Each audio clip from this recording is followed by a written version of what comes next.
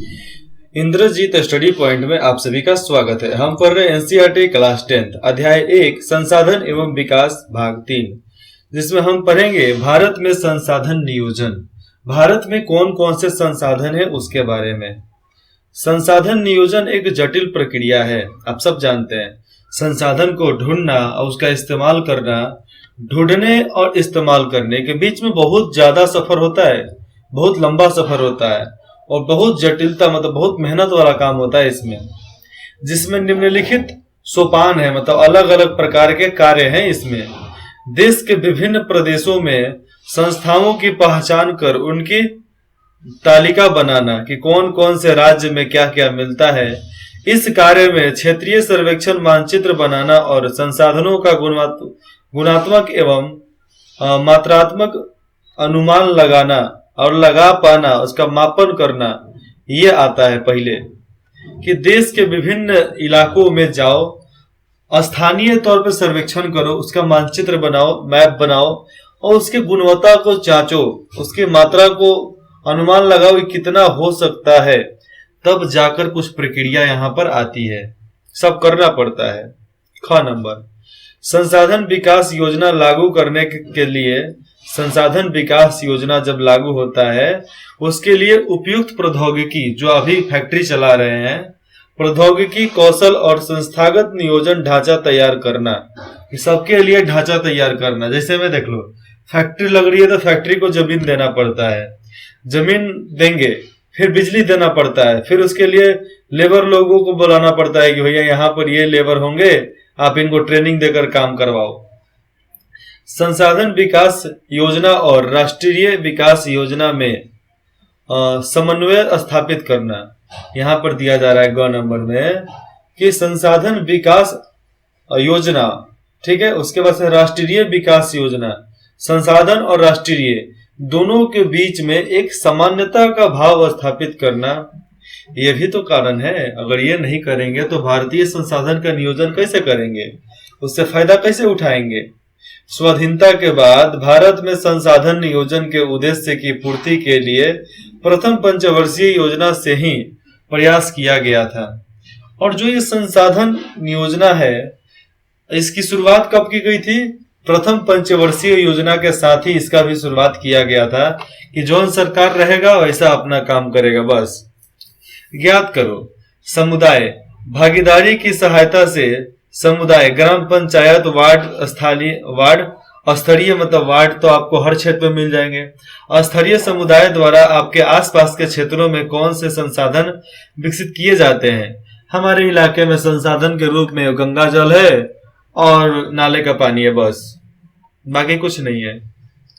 किसी देश के विकास के लिए संसाधनों की उपलब्धता एक आवश्यक शर्त है। किसी भी देश का विकास कब होगा? जब उसके पास अपनी संपदा होगी, अपनी संसाधन होगा कि भैया मेरे देश का है तो हम इसको बनाकर बेचेंगे तो हमको फायदा मिलेगा। परंतु प्रौद्योगिकी और संस्थाओं में तदनुरूपी परिवर्तन के अभाव में मात्रा संसाधनों की उपलब्धता से ही विकसित संभव नहीं है। यहाँ पर देख लो, विकसित संभव नहीं है, विकास भी संभव नहीं है। जैसे में आप यहाँ पर आप समझ सकते हैं कि प्रौद्योगिकी और संस्थाओं में अगर हम परिवर्तन करते रह जाएंगे फिर भी हम विकास नहीं कर पाएंगे। क्यों?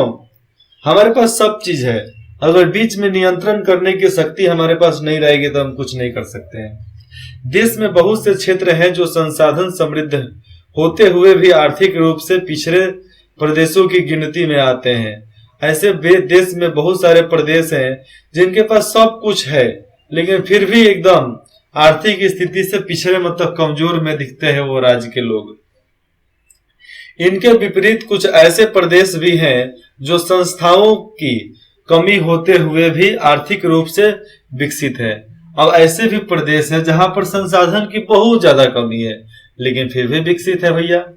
जैसे में देख लो, आप मुंबई को देख लो, मुंबई देख लो और गुजरात, राजस्थान, यहाँ पर संसाधन कितना कम है, बहुत ज्यादा कम है, लेकिन फिर भी वो लोग आगे चलते हैं हर चीज से। क्यों? क्योंकि वहां समुद्र है, समुद्र की वजह से ही सब कुछ घिरा रहता है वहां पे और सब चीज उसी से व्यापार चलता है। इसलिए क्या आप संसाधन संपन्न परंतु आर्थिक रूप से पिछड़े और संसाधन वहीन परंतु आर्थिक रूप से विकसित प्रदेशों के नाम बता सकते हैं? ऐसे परिस्थिति होने के कारण बताएं।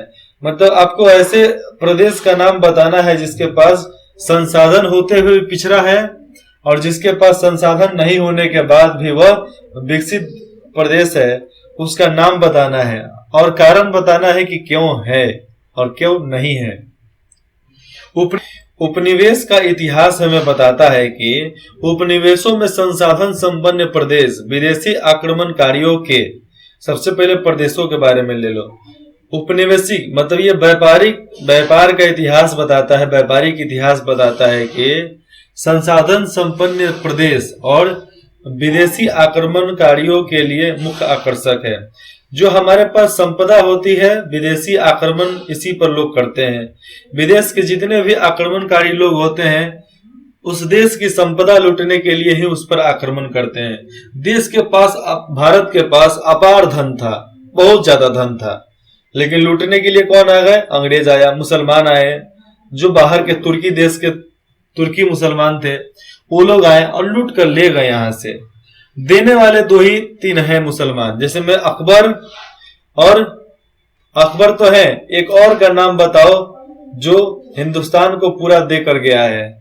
उसका नाम है एपीजे अब्दुल कलाम, बाकी हम किसी का नाम नहीं जानते। अकबर और एपीजे अब्दुल कलाम। उपनिवेशकारी देशों ने बेहतर प्रौद्योगिकी के सहारे उपनिवेशों के संसाधन का शोषण किया तथा उन पर अपना आधिपत्य स्थापित भी किया। अब देखो, उपनिवेशकारी जो देश थे, व्यापारिक देश थे, जहां पर मशीनरी थी, जहां पर मशीन ज्यादा चलता था, मशीन से ज्यादा काम होता था, वो लोग फैक्ट्रियों के सहारे, प्रौद्योगिकी के सहारे हमारे संसाधनों का शोषण मतलब बहुत ज्यादा तेजी से इस्तेमाल किया और उस पर अपना अधिकार जता भी दिया कि ये मेरा है। अतः संसाधन किसी प्रदेश के विकास में तभी योगदान देता है, संसाधन किसी भी देश के विकास में तभी योगदान दे सकता है जब वहां उपयुक्त प्रौद्योगिकी विकास मतलब वहां पर फैक्ट्रियों का विकास और संस्थागत परिवर्तन किए जाए।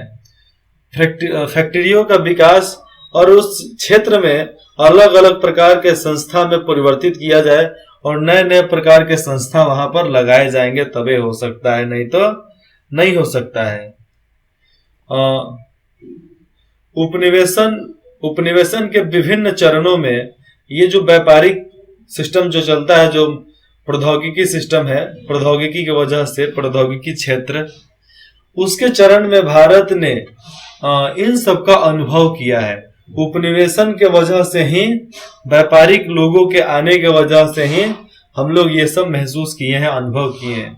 ऐसा बात नहीं था कि भैया गुलाम होने से पहले हम कुछ नहीं जानते थे। गुलाम होने से पहले भी हम लोग जानते थे, लेकिन पहले हम लोग खत पतवार का बनाते थे, ठीक है, खरपतवार। आज क्या चीज का बनाते हैं? प्लास्टिक का, लोहा का, स्टील का, तांबा का, बुरांदा का। पहले मिट्टी का बनता था, पुल्ला का बनता था, सामान खराब नहीं होता था, बीमारी नहीं होता था। लेकिन आज सब हाईटेक बन रहा है तो बीमारी हो रहा है। अब है संसाधन का संरक्षण। संसाधन को कैसे बचाया जा रहा है? संसाधन किसी भी तरह के विकास में महत्वपूर्ण भूमिका निभाते हैं, परंतु संसाधनों का विवेकहीन उपयोग मतलब बहुत तेजी से बिना सोचे समझे लोग इस्तेमाल कर देते हैं। अति उपयोग के कारण सामाजिक, आर्थिक और पर्यावरणीय समस्या पैदा हो सकती है। मतलब अगर हम तेजी से इस्तेमाल करें, बिना सोचे समझे इस्तेमाल करें, तो सामाजिक स्तर पर, चाहे सामाजिक आर्थिक स्तर पे, चाहे पर्यावरण समस्याएं पैदा हो सकती है, जिसकी वजह से भूकंप आता है, सुनामी आता है, पॉल्यूशन हो जाता है, कितने सारे बीमारियां हो जा रही हैं। इन समस्याओं से बचाव के लिए विभिन्न स्तरों पर संसाधनों का संरक्षण आवश्यक है और यही सब आपदा से बचने के लिए संरक्षण जरूरी है। भूतकाल से मतलब बहुत साल पहले से ही, पास्ट को हिंदी में बोलते हैं भूतकाल, पास्ट टेंस पढ़े हो ना, तो पास्ट टेंस को भूतकाल, तो भूतकाल से ही, बहुत समय पहले से ही संसाधनों का संरक्षण बहुत से नेताओं और चिंतकों के लिए चिंता का विषय रहा है। वे लोग चिंता करते थे कि खत्म हो जाता है तो क्या करेंगे हम। उदाहरण अर्थ गांधी जी ने संसाधनों के सर्वेक्षण पर अपनी चिंता इन शब्दों में व्यक्त की है। अब देखो, गांधी जी भी कुछ बातों को अपने शब्दों में व्यक्त किया है कि हम कैसे क्या करना चाहिए, कैसा क्या नहीं करना चाहिए। और गांधी जी ने कुछ शब्द बोले हैं किस बारे में? संसाधन को संरक्षित करने के लिए। क्या बोलते हैं? हमारे पास हर व्यक्ति की आवश्यकता पूर्ति के लिए बहुत कुछ है। हमारे पास हर व्यक्ति के आवश्यकता पूर्ति के लिए बहुत कुछ है, लेकिन किसी के लालच की पुष्टि संतुष्टि के लिए नहीं है। अर्थात हमारे पास पेट भरने के लिए बहुत कुछ है, लेकिन पेटी भरने के लिए नहीं है। महात्मा गांधी का साफ बोलना था, हमारे पास हर व्यक्ति की आवश्यकता पूरी करने के लिए बहुत कुछ है, लेकिन किसी की लालच की संतुष्टि के लिए हमारे पास कुछ नहीं है। हमारे पास पेट भरने के लिए सब कुछ है, बहुत कुछ है, लेकिन किसी की पेटी भरने के लिए नहीं है। उन्होंने उनके अनुसार विश्व स्तर पर, देश में नहीं विश्व स्तर पर संसाधन ह्रास के लिए लालची और स्वार्थी व्यक्ति तथा आधुनिक प्रौद्योगिकी की शोषणात्मक प्रवृत्ति जिम्मेदार है। उनके वजह से विश्व स्तर पर जो संसाधनों का इस्तेमाल गलत तरीके से करते हैं, वे सब जिम्मेवार हैं अपने अपने कारनामे के। अगर उनके देश में कुछ भी हो रहा है तो वो जिम्मेवार है अपने देश के सारा घाटा नाफा जो भी हो रहा है। समझो कि किसी देश से uranium, gold, silver, magnesium, potash, potassium, sulphur, nitrogen, hydrogen, ये सब जमीन से, पेट्रोलियम जमीन से निकाला जा रहा है। तो पेट्रोल जब नीचे से निकल जाएगा तो जमीन बैठेगा, जमीन बैठेगा तो समुद्री लेवल बढ़ेगा, बढ़ेगा तो भैया हम कहाँ जाएंगे? हम भी जाएंगे समुद्र के अंदर। तो बात यहाँ पर साफ हो जाती है कि आप अपने बचाव के लिए हर संसाधन का इस्तेमाल सोच समझ के करो, अन्यथा आप जल्दी जाओगे कहाँ पे? समुद्र के अंदर मरने। बात यहाँ पर साफ है भैया, पेट भरने के लिए है, लेकिन पेटी भरोगे तो समाज क्या खाएगा? वे अत्यधिक उत्पादन के विरुद्ध थे, ज्यादा उत्पादन करना चाहते नहीं थे। जितना जरूरी है उतना करो, नहीं तो मत करो। आज जितना लोग हिंदुस्तान में नहीं है, उससे ज्यादा कपड़ा है आज मार्केट में, और इसके स्थान पर अधिक बड़े जन समुदाय द्वारा उत्पादन के पक्षधर थे। और देखो यहाँ पर क्या हो रहा है। और इसके साथ पर स्थान पर देखें तो अधिक बड़े जन समुदाय द्वारा उत्पादन के पक्षधर थे कि भैया अगर पूरा जन समाज मिलकर साथ चलता है, उत्पादन करता है, तो हम उसके साथ चलेंगे। भू संस्थान, ठीक है, भू संसाधन। अब यहां पर देख लो, संरक्षण की वकालत की यह रिपोर्ट, पहले मैं यह भी बताता हूं, यहां से देख लो, अंतर्राष्ट्रीय स्तर पर व्यवस्थित तरीकों से संसाधन संरक्षण की वकालत 1962 में क्लब फॉर रोमन ने की। तत्पश्चात 1984 में सुमेसर ने अपनी पुस्तक सलाम इज ब्यूटीफुल में इस विषय पर गांधी जी के दर्शन की एक बार फिर से वह पुनः आवृत्ति की। 1987 में ब्रुंटलैंड आयोग रिपोर्ट द्वारा वैश्विक स्तर पर संसाधन संरक्षण में मूलाधार योगदान किया गया है। इस रिपोर्ट ने सतत पोषकीय विकास सस्टेनेबल डेवलपमेंट की संकल्पना प्रस्तुत की है और संसाधन संरक्षण की वकालत की है। यह रिपोर्ट बाद में हमारा साझा भविष्य, यह रिपोर्ट बताता है, रिपोर्ट का नाम ही था हमारा साझा भविष्य, मतलब आवर कॉमन फ्यूचर। साझा यह मराठी शब्द है, भविष्य भी संस्कृत हो गया, ठीक है, मतलब हमारा साझा भविष्य, मतलब हम सबका भविष्य। आवर कॉमन फ्यूचर शीर्षक के पुस्तक के रूप में प्रकाशित हुए। इस संदर्भ में एक और महत्वपूर्ण योगदान रियो डी जेनेरो, ब्राजील में 1992 में आयोजित पृथ्वी सम्मेलन द्वारा किया गया था। जब ब्राजील में रीडो में जो सम्मेलन हुआ था ना, विश्व सम्मेलन, तब यह सब बात को उठाया गया था। भू संसाधन क्या क्या है? हम भूमि पर रहते हैं, सही बात है। इसी पर अनेकों आर्थिक क्रियाकलाप करते हैं, अलग अलग प्रकार के काम करते हैं जमीन पर रहकर भी, सही बात है। विभिन्न रूपों में इसका उपयोग करते हैं, अलग अलग प्रकार से जमीन का इस्तेमाल करते हैं, बिल्कुल सही बात है। अतः भूमि एक बहुत महत्वपूर्ण प्राकृतिक संसाधन है, बिल्कुल सही बात है। ये भूमि सबसे बड़ा प्राकृतिक संसाधन दिया हुआ है हमारे पास, कि हमारे पास जमीन है। प्रौद्योगिकी, वनस्पति, वन्य जीवन, मानव जीवन, आर्थिक क्रियाएं, परिवहन तथा संचार व्यवस्थाएं भूमि पर ही आधारित है। प्राकृतिक वनस्पति भी जमीन पर, वन्य जीवन भी जमीन पर, वन भी जमीन पर, जंगल, मानव जीवन भी जमीन पर, आर्थिक क्रियाएं हम जो भी काम करते हैं जमीन पर करते हैं, परिवहन चलाते, गाड़ी चलाते हैं जमीन पर, सड़क बनाते हैं जमीन पर, आने जाने की सुविधा होती है, बात करने की सुविधा होती है, सिस्टम सर्विस वो भी जमीन पर।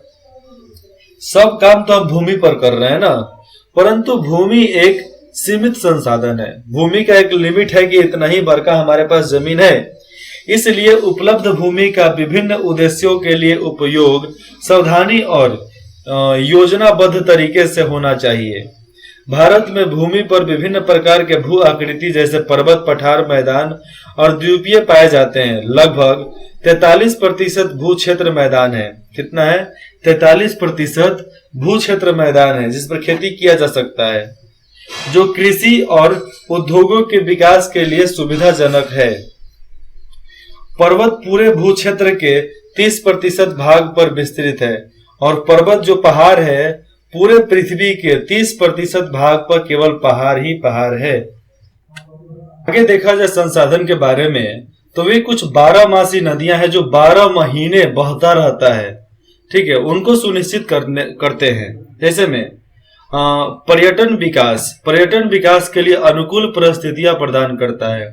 जो नदी सालों साल बहते रहता है, 12 महीना बहते रहता है, उसको पर्यटन के मतलब वहां पर लोग, देश दुनिया के लोग जाकर देखे, वैसा सुविधा वहां पर बनाया जाता है। और परिस्थिति के लिए, और वहां पर देख लो, जाने आने के लिए इतना ज्यादा सुगम रास्ता बनाया जाता है ना कि लोग जाए तो लगे कि हाँ भैया कहीं जा रहे हैं। वैसे प्रौद्योगिकी विकास भी हो जाती है वहां पर, जिसे यहाँ पर लिखा गया है, और परिस्थिति के लिए महत्वपूर्ण है। और ये जो 12 माह चलने वाला जो साइकिल है ना नदियों का, ये पर्यटन विकास के लिए सबसे अच्छा महत्वपूर्ण जगह है। जैसे में जहां पर 12 मास चलता है वहां पर यथी सबसे बढ़िया है पहाड़ी इलाका होगा। पहाड़ी इलाका के साथ बर्फीला इलाका भी हो सकता है और बहुत अच्छा झरना वाला इलाका भी दिख जाता है। देश के क्षेत्रफल का लगभग 27% हिस्सा पठारी क्षेत्र है। अपने हिंदुस्तान के 27% हिस्सा देखोगे तो केवल पठारी इलाका है। जैसे में आप दिल्ली से ले लो, दिल्ली से नहीं, आप उधर जम्मू कश्मीर से ले लो, बीच का जो भी विषुवत रेखा को पार करता है वो सीधा जाकर रामेश्वरम तक पहाड़े से मिला हुआ है, क्योंकि इसी के वजह से धरती टिका हुआ है। आगे देखा जाए तो इन क्षेत्रों में खनिज जीवाश्म, खनिज मतलब बहुत सारे रत्न मिल जाएंगे, धातु मिल जाएगा। जीवाश्म ईंधन, पेट्रोलियम, डीजल, किरोसिन, ये सब वहां से निकाला जा सकता है कच्चे माल में। और वनों का अपार संचय कोष, और जहां पर जंगल तो बहुत ज्यादा है, बहुत ज्यादा। ये ग्राफ देखो, ये जो सर्किल में दिख रहा है ना, इसके अनुसार आपको मालूम चलेगा कितना क्या क्या है। मैदानी इलाका, मैदानी इलाका मतलब जहां पर नदी जाता हो, खेती बाड़ी किया जा सकता है, इतना बड़ा 43% है, ठीक है। पर्वत का इलाका 30% है, मतलब बड़ा बड़ा पर्वत है वहां पे। पठार, पहाड़ी इलाका में भी, पर्वत इलाका में भी, पठारी इलाका में भी खेती बाड़ी होता है लेकिन कम होता है, मैदानी इलाका से कम होता है। और पठारी इलाका 27% है। मैं भोपाल गया था, उत्तर प्रदेश में भी कुछ जगह है, उड़ीसा में भी है, सब पठारी इलाका है भैया। पठारी इलाका पूरा का पूरा पहाड़। पठारी और पहाड़ का मतलब क्या होता है, 8वीं में पढ़े होगे तो समझ में आएगा पहाड़ी और पठार का मतलब। आप लोगों के दिमाग में यही आता होगा कि पहाड़ और पठार का अंतर क्या होता है। पर्वत और पठार, पर्वत मतलब बहुत ऊंचा पर्वत, बहुत ऊंचा ऊंचा होता है। पठार, पठार का एक नियंत्रित रेखा होता है, मतलब सीमित रेखा होता है, उससे ऊपर पठार हो नहीं सकता है, लेकिन बहुत किलोमीटर में फैला हुआ होता है। आप कहीं जाओगे, बहुत ऊंचाई पर चढ़ना होगा तो पहाड़ होगा। आप कहीं जाते हो, कहीं ऊंचा, कभी नीचा, कभी ऊंचा, कभी नीचा, तो पठारी इलाका हो गया। आप चले जाओ, कहाँ चले जाओ, आप झारखंड में चले जाओ, यहाँ बाबा धाम जाओगे, तो बाबा धाम जाओगे तो पठारी इलाका है। लेकिन आप जाओगे मतलब एक और जगह, पशुपति कहाँ, नाम मुझे याद नहीं है, फिर एक जगह और जल चढ़ाने जाया जाता है जहाँ पर गर्म कुंड होता है। वहां से लौटते समय में एक क्या है, गोवर्धन पर्वत, ऐसा ही कुछ करके नाम है, गोवर्धन पर्वत। तो उसको देखोगे, बहुत लंबा है, बहुत ऊंचा है, तो वो पर्वत है। पहले वहां पर स्लेटर लगता था, लेकिन अब स्लेटर नहीं होता है। तो चलिए वहां पर छोड़िए, इतना जानिए कि मैदानी इलाका 43%, पर्वतीय इलाका इतना, पठारी इलाका इतना 27%। ठीक है। अब यहां से देखते हैं सामान्य भूभाग संवर्ग 1960-1961 की बात आ जाती है, तो 18.11% क्या है, वन है, जंगल है। लाल वाला क्या है, बंजर तथा कृषि योग्य भूमि। हरा वाला क्या है, गैर कृषि योजनाओं के अंतर्गत क्षेत्र। तो यहां से आपको समझ में आ सकता है कि क्या क्या हमारे जंगलों में कितना कितना प्रतिशत था। लेकिन अब 14-15 में देखोगे तो 18 से 23 हो गया है, और बंजर जमीन अब कम हो गया है, सब खेती लायक जमीन हो गया है। और जो बड़ा सही दिख रहा है, शुद्ध नवल बोया गया क्षेत्र, यहाँ पर बोया गया क्षेत्र है, फसल यहाँ पर उगता है। तो सब चीज का रेशियो यहाँ पर बढ़ा है। सबसे नीचे वाला है बोया गया क्षेत्र, यहाँ पर बोया जाता है। तो पहले 46.26% भूमि पर खेती होता था, अब 45.5% पर होता है। लेकिन ये भी तो बढ़ा है ना, जंगल भी तो बढ़ाया गया है।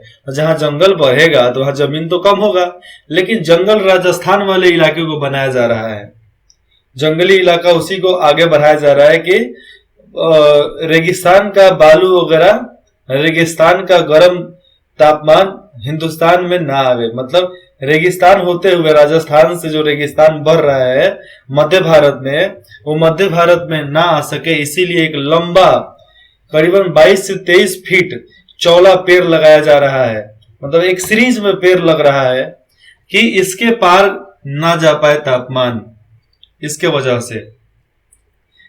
अब देखो भू उपयोग, अगले भाग में पढ़ेंगे भू उपयोग, जिसमें पढ़ने को मिलेगा कि भूमि का इस्तेमाल हम किस किस माध्यम से कर सकते हैं। इंद्रजीत स्टडी पॉइंट में जुड़ने के लिए आप सभी का बहुत बहुत धन्यवाद। आपका जो भी डाउट है आप बेझिझक कमेंट करके बता सकते हैं। कांटेक्ट करने के लिए indrajitstudypoint@gmail.com आपको मेल आईडी भी दिया गया है। धन्यवाद। विद इन 24 आवर में आपको रिप्लाई मिल जाएगा।